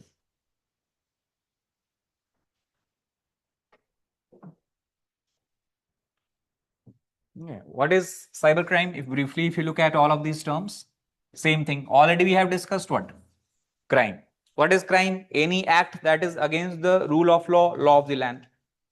When it is done using which space? Cyberspace, where you are targeting a computer system, computer network, or whether you're using the computer devices or similar devices. What you can call as cybercrime. What can be the example? Common example of cybercrime? Phishing. Okay. What else? Hacking, right? Digital identity fraud. Okay, you are taking the identity of someone else, okay, creating some account to involve in some kind of criminal activities and all that, right? Financial crimes, financial fraud, if you talk, is also example of what? Cyber fraud, right? So financial fraud, these days you are seeing one very common fraud which has made many people, even prominent people, as their victim is what do you call as scam that is going on, especially in India, is digital arrest. Have you heard about it or not? Digital arrest. Even the extent of this scam became so big, so huge, that Prime Minister has to come and talk about it, okay, to create awareness among people and all that. Because it's not that only people who are uneducated, who have less awareness and all, they are being targeted. In this scam, many prominent personalities, okay, who are working in the IT sector, they are at very high post, or working in the, for example, banking sector and all that, right? Even recent we have seen some actors being targeted here and all that. So this has become such a large scheme, and hundreds and crores of rupees have been taken from the common man by cyber criminals here. And as per the investigation carried out by Mumbai police, they have stated that now this has become a type of which kind of crime? Cyber crime, but of organized nature. And the second thing, the problem is that criminals are not operating from India. Where are they operating from? Cambodia. Why? Again, because Indian police security forces will not be able to catch culprits here easily. Also, recent times they have shifted their operation to Myanmar. Myanmar is already in the civil war like situation, so their law and order situation is very, very bad, and this is good or heaven for the cyber criminals, because police is almost defunct, army is almost defunct and all that. So Cambodia, Myanmar, from there they actually take Indian citizens, because obviously if Cambodian citizen call you, say that I'm Indian police, you will not be able to believe. So who they need? People from India themselves. And they actually trap them. It's not that many people are working here willingly. What is observed is that they will give you or promote somewhere on advertisement that you will get 100,000 rupees per month of salary if you come to work in Myanmar, some job like data editing or some normal job that anyone can do. Many people are what? In the search of job, want of job. So when they see such a good salary, they feel that what? I should go and try. So they're taken to Cambodia, they're taken to Myanmar. There the groups snatch their passport, right? And then they are forced to work as what? A scammer. Okay, so not all a scammer are working willingly. They are being forced to work by the organized crime group. If you not work, you will not get food, you will be beaten and all that. So that's the problem here. So basically under this scam, what they are doing? They're posing as a law enforcement officer. They are posing as a police officer. And they say that we have found a shipment on which you have Aadhaar card, all information they will know about you. They have taken and stolen it. And they'll say that we have found the shipment, for example, parcel, for example, there is a drug. Okay, and it's your name. That means you will be jailed under the NDPS Act, that is Drug Psychotropic Substances Act that you have. You will get what? Very scared, because it is a serious crime, right? Then they say that, okay, we have digitally arrested you, you cannot go anywhere. And it's not that they are just talking about this, they do video call. And in the entire studio, they have set it up like it resembles a police station. So they'll have proper logo, they will be sitting in proper police uniform with stars and everything like that. So if you look at the video call, you will feel that you are talking to a genuine police officer. Okay, and that is when also people become very scared and all that. They said that you cannot talk to anyone, you cannot communicate with anyone. We have arrested you digitally, okay, not physically as such. And what they ask that, okay, let us suppose that you have not been involved in drug trafficking. Then how will you confirm it? I need to check your bank accounts, okay, bank details, that you have not received some from terrorist organizations and all that. So then you will share what your banking account information and all that. They will say that transfer this much money, okay, or give me login ID, account, password, and all that. And once you give them, what will happen? They will transfer all the money as such. They have become so emboldened that now they are saying that take loan and give money to us. So in Bangalore itself, recently there was a case where a person has to take, because personal loan is now very easily available. You click, okay, on the online, you do not have to do any verification document and all that, you will get the loan. So 50, 60, 70 lakh crores of rupees of loan they have taken and given to this officers and all that, right? So that is a kind of scam which is running every now. So when you come across such news, be aware about this, okay, whenever you are even encountering such kind of situations, because they can call anyone, target anyone. So you have to be aware. Police have clearly stated that there is no provision of digital arrest in the law of India. Even if you have committed some crime, even if there is certain linkage with your name and all that, if you are really guilty, police will come to your house, or you ask to come physically in the police station. Okay, so digital arrest is not a possibility, not fall prey in trap of such criminals. So that is the cyber crime. Second, what do we have is cyber espionage. Espionage means what?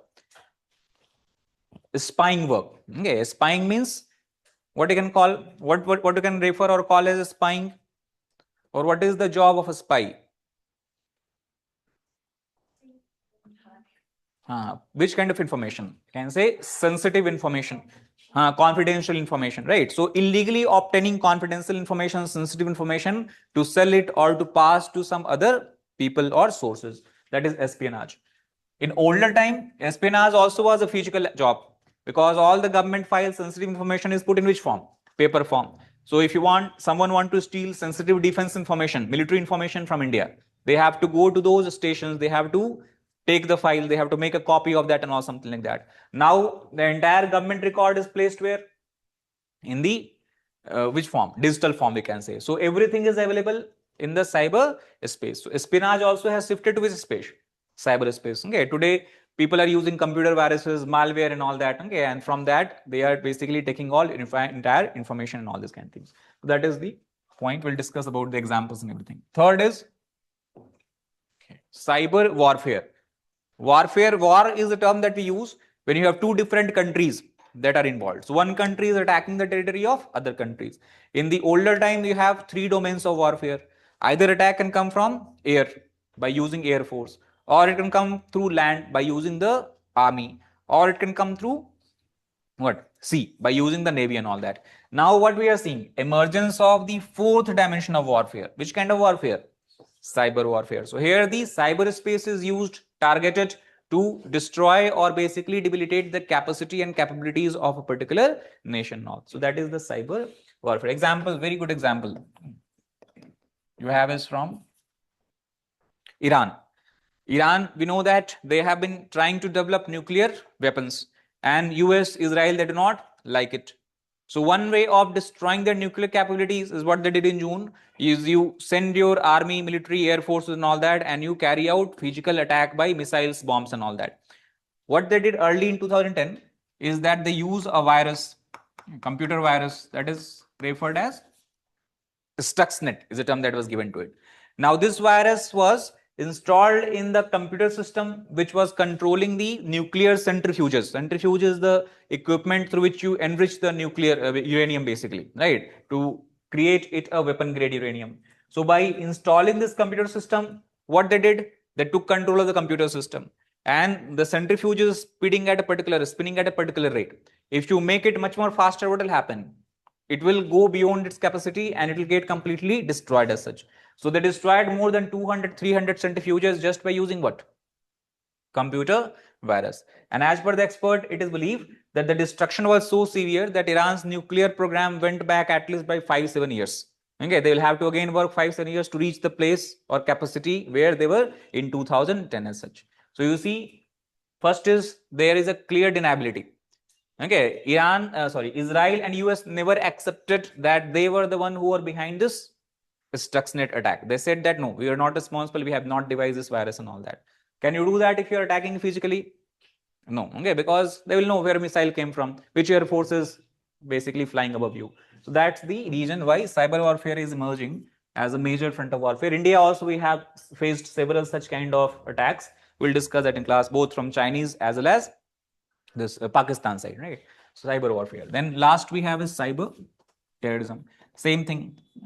The definition of terrorism will remain same, and they are participating in the act of terror, but act of terror using which space? Cyberspace. That is what we call as cyber terrorism. What can be example of cyber terrorism?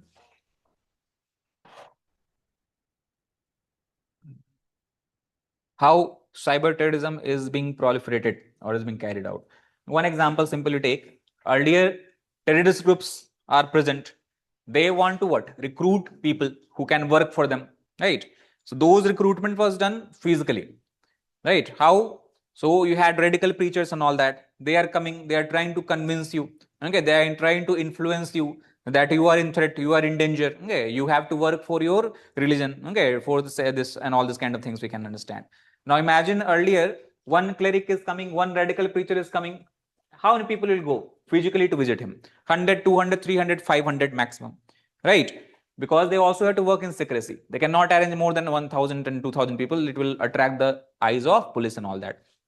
If 100 people are coming to visit him, to listen to him, maybe 1 to 2 people will what? Get strongly influenced, and they will what? Decide to join the terrorist groups and they start to do some terror activities and all that, right? Here today, what do you have? Cyberspace. So you will see many times that a radical preacher or someone has put a video, has put a speeches, and the speech and video went viral. Millions and millions of people are watching it, and not only in one particular area, they are watching all across the world. So imagine that instead of 500 people, if 1 million people are watching you, the number of people who are willing to join your cause will obviously become what? Much more higher. So here 1, 2 people were joining them. Now here thousands of people will start to get influenced by them and join them. So now recruitment by terrorist organization in most of the cases we are seeing is being done not by physically contacting them, but by taking help of what kind of space? Cyber space. Okay, so National Intelligence Agency of India, National Investigation Agency, NIA, you have in India, they have busted many of such rings which are operating in India, trying to radicalize and ask people to basically influence people to join the terrorist organization. Okay, in the time of 2014, you have a very large terrorist organization that were we can say getting stronger in the Middle Eastern region. You would have heard about ISIS, okay, or ISIS we can call it. So many people from Kerala were what? Going to join ISIS. You understand what kind of influence they have, that maybe you never would have heard about those countries before, Syria, Yemen, okay, Iraq and all that, and now become so influenced that you are willing to risk your life to go and fight someone else's battle and all that. So how is it possible? It would not have been possible without the use of cyber space, right? Because also, if you try to think, radicalization is not done in one time. It's not that 10 minutes of a speech you heard and you become fully radicalized, started to sacrifice your life and go and fight. You will have to be continuously what? You have to be continuously consuming such kind of information and all that, and that has become very easier because of cyberspace. Okay, if you're scrolling this YouTube or Facebook and you have liked certain type of content, now what these algorithm will do? They'll provide you the similar content. You would have seen it. Okay, if you like certain dresses, now they'll start to advertise you same kind of dress. If you have liked certain mobile, they'll start giving you advertisement of certain mobile. So on the YouTube also, if you have listened to or if you have watched certain type of content, they will also start to promote and recommend you what? Similar kind of content. So continuously your mind is being what? Poisoned, okay, by such kind of radical speeches, radical thoughts and all that. And after several weeks, months and even years it takes for many time, people become what? Fully radicalized as such. Okay, they think that okay, really our religion, our this tradition is in a threat and I have to go and do something. So you can go and what? Start fighting and all that. So that is how cyber terrorism has been able to capture large number of people under its grasp. Right, so that is what we'll study in the 6th chapter, that is cyber threat as such. Then the 7th chapter, it is it's not even a chapter, it is part of small topic. You can say is financial crimes. Financial crimes, where we have to talk about two concepts, small concept. One is the concept of black money. Another is money laundering.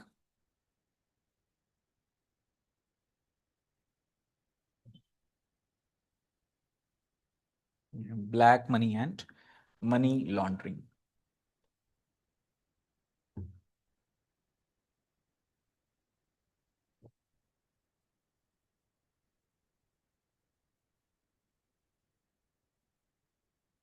Right. So what is black money?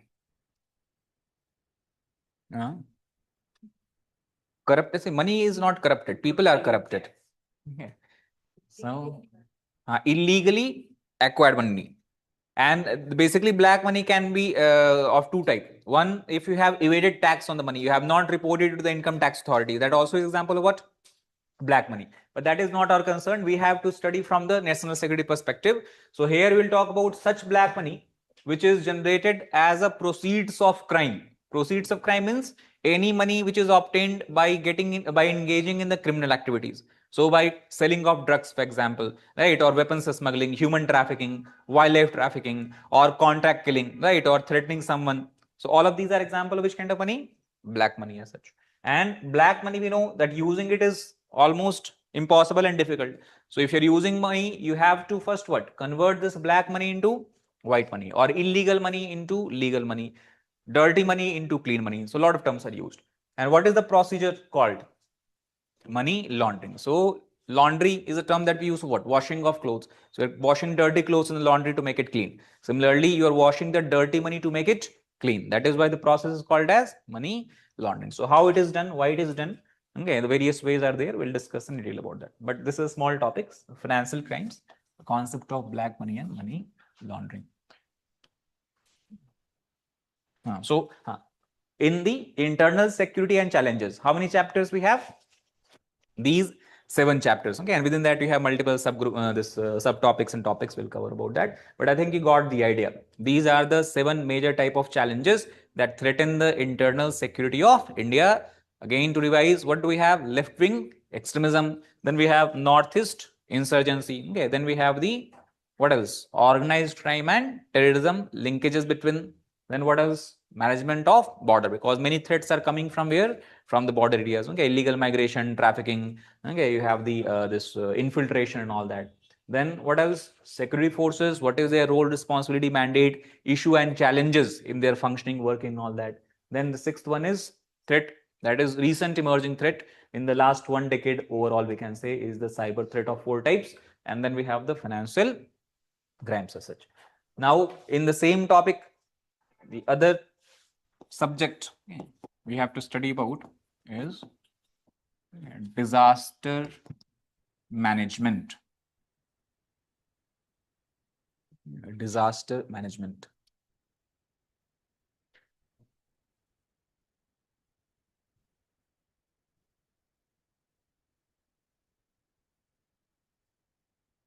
Now, disaster management is more linked with geography, but it is put in GS3 along with ISC. The reason is because in India, if any disaster occurs, which ministry is responsible largely for managing it?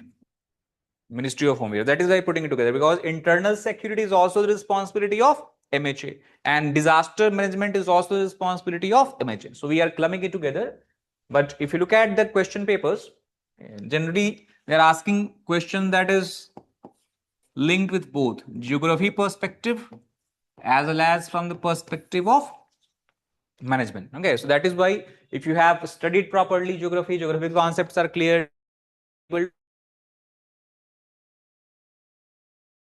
Such one example I can give you. Okay, in few years back, question was given 2018 mains or 19 mains maybe. Okay, that analyze the factors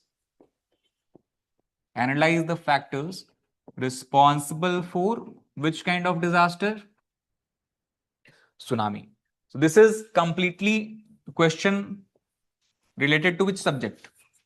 Geography. Question is being asked in which paper? GS3. First part of question is what? Analyze the factors responsible for tsunami. We will study that in geography. Second part of question is discuss the efforts, right? Discuss the efforts made by government. Efforts made by government to reduce the effect of tsunami. So this part is relevant to which section?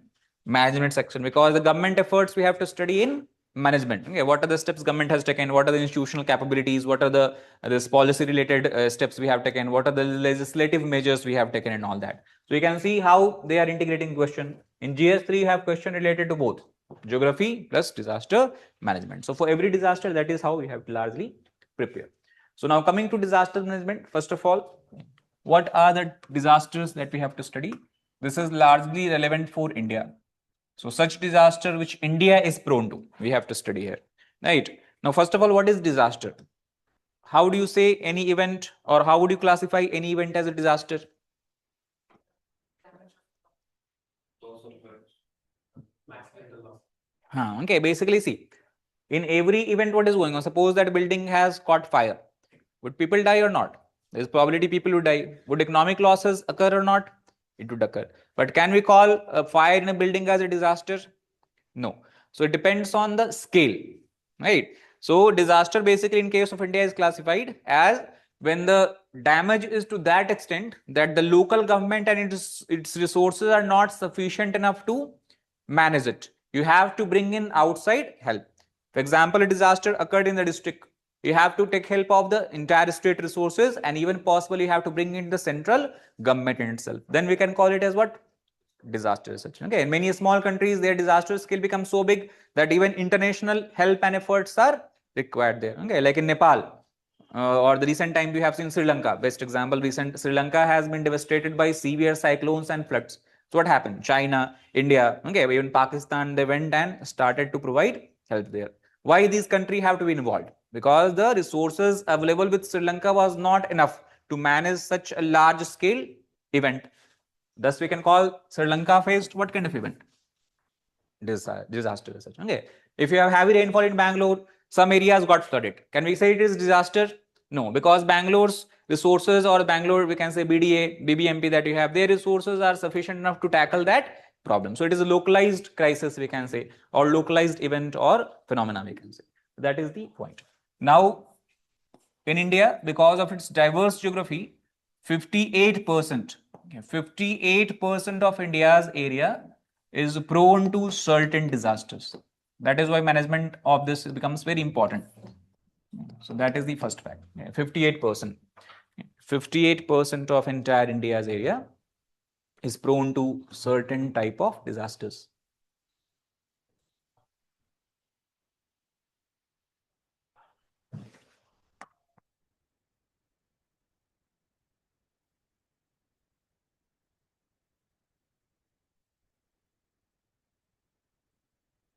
Now, what are the major disasters that India is prone to?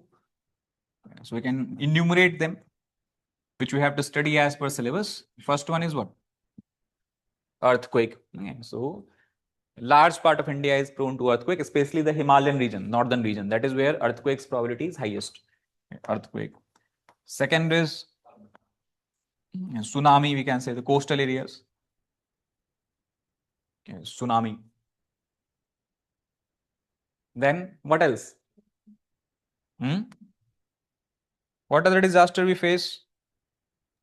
Floods. Floods. Then we have landslides. Landslides. Landslides will be seen in which kind of area? Mountainous area, hill areas and all that. Okay, and that is where also a few years back, the GS3 question they have asked. Western Ghat region you have in the southern part of India, and then you have Himalayas in the northern part. Both of these mountain experience landslides. But what did they ask? That both of these mountain experience landslide, but the region and causes of these landslides vary. Explain those. Himalayas also we have landslide, but the reason and causes different. Western Ghat, what do we have? Landslide, but the reason and causes are different. Okay, so that is how we have to cover these topics. So landslides. Then what is the other disaster? Other extreme of the water crisis, that is drought.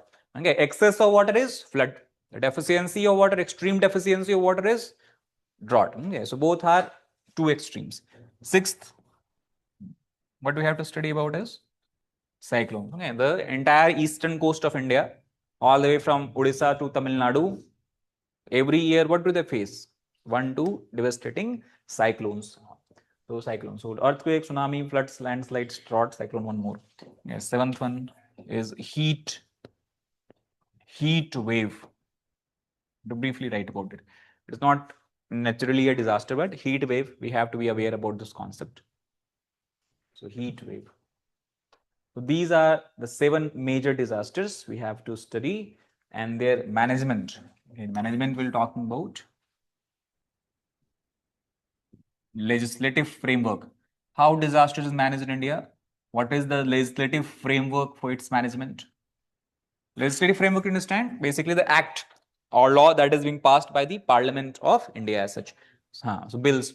Bills, what is the difference between bill and act? Are both same or different? This is proposition. Basically, see, bill is when you put a proposal in Parliament. Okay, anyone who is putting a proposal that we should have this kind of law. It not necessarily doesn't mean that it will be effective. What you have to do? First, you have to get it passed by majority of parliamentarians. Once this bill is passed, then what happens? You have to create rules, how to enforce it and all that. And once it comes into effect, then only we can call it as what? Act. So in initial stage, you have a bill, and when bill is acted upon, we can call it as a act. That's the difference. So legislative framework, we can basically say. Then what else? Institutional framework. Legislative framework. The second, management of disaster. What kind of institution? Institutions means agencies and all that we have created, bodies we can say we have created who are responsible for disaster management. Institutional framework. Then we have response framework.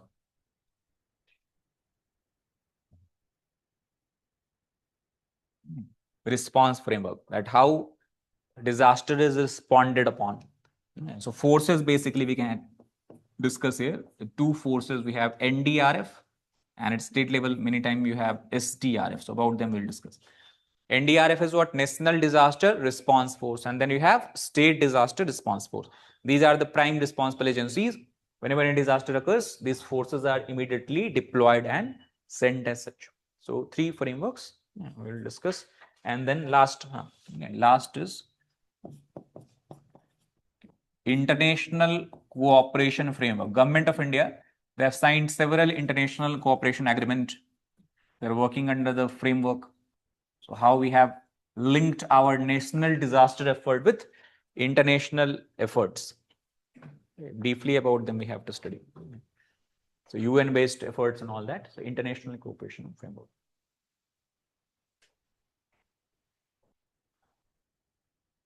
Understood? So this is very small chapter. Okay, basically you can say nothing but one part, this chapter of this entire discussion. So overall in the IAC and DM, we can say how many chapters are there? 8 chapters, 7 in the internal security. Disaster management we can consider as a separate 8th chapter itself as such. So this is the overall syllabus, and I told you every year about 4 to 5 questions are being asked. If you comprehensively try to understand for every topic, what are the common things we have to study from the basis on the basis of which questions are being asked? So all of the challenges can be considered as what? A separate issue. So we have to be briefly aware about the history.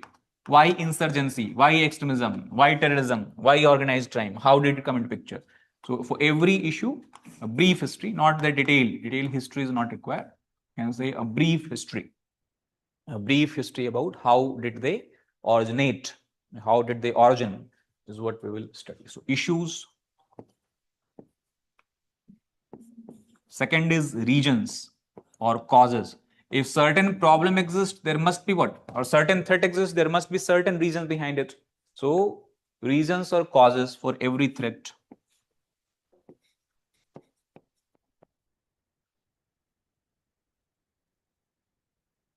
Third, we have to be fully aware about the government measures. What are the steps, measures government has taken to neutralize or tackle a certain threat?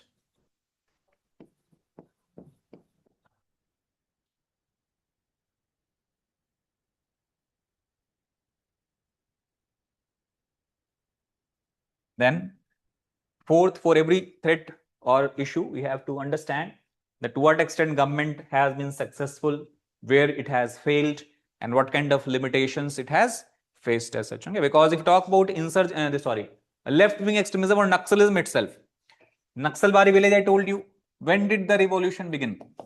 Year was 1967. So how many years have passed since then? Today we are in year 2026. So how many years? Can't calculate. How many years? 70 years. 70 years. CSAT is also part of your syllabus. Okay, so this calculation should be how many years? Right. So basically, so many years have passed, but still I told you currently about 10 district of India is under the effect or control of Naxals. So have we been able to completely eradicate the problem? No. We have definitely achieved the success. Since 2010, the number of districts affected by Naxalism have been reduced from over 100 to less than 15-20. This is obviously a success, but it took us such a long time. That is an example of failure. So you have to understand also that why we failed, why we're not able to tackle this in early stage itself.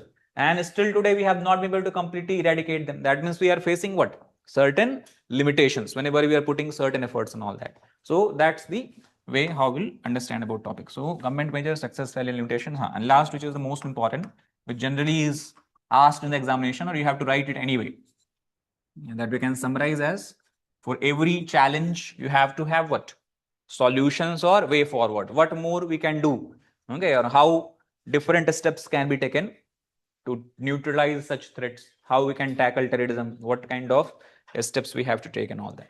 So way forward and solution. So for every 7 internal security challenges topics, you have to prepare in this particular framework itself. Points will have 5-6 points in each of them. And what you have to do from current affairs, you have to keep on adding here. Like for example, maybe next year the number of districts affected by Naxalism can come down to 2, 3, 4, 5. Right? So that will you will have to add there. Why? Because government would announce certain actions. Okay, government will use certain other forces and all that, certain steps and all that. So yeah, current affairs based addition you have to continuously carry out and do here basically. Understood? So clear, right? So that is the small topic or subject, internal security and disaster management, part of GS3 paper, but very highly scoring, I can say, with putting relatively less effort as compared to other subjects. So do not ignore and what you can say, neglect this subject. You have to prepare it in a good manner. Right. So that's all. Any question? Anyone?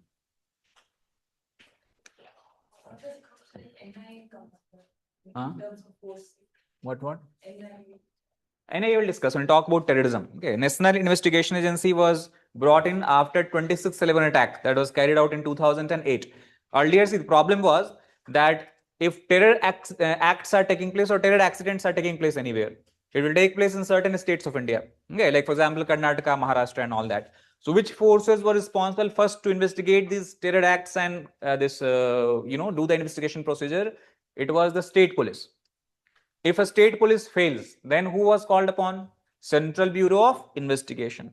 The problem is that CBI cannot investigate the case if state government is not inviting them or giving them approval. Understood? That CBI can only investigate terror cases in Karnataka if Karnataka state government has given them approval for it. It was found to be difficult. Okay, because many times state governments are not capable enough or state government agencies are not taking the proper methods or doing the proper investigation and all that. That is when the government believed that we need to have what? A federal agency. Okay, so NIA was brought in. What is the difference between NIA and CBI?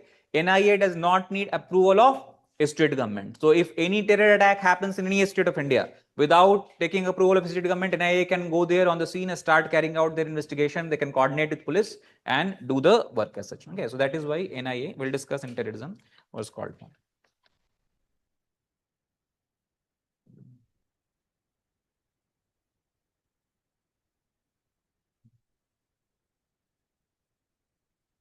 That's all. Anything else? Right. So I can end this session.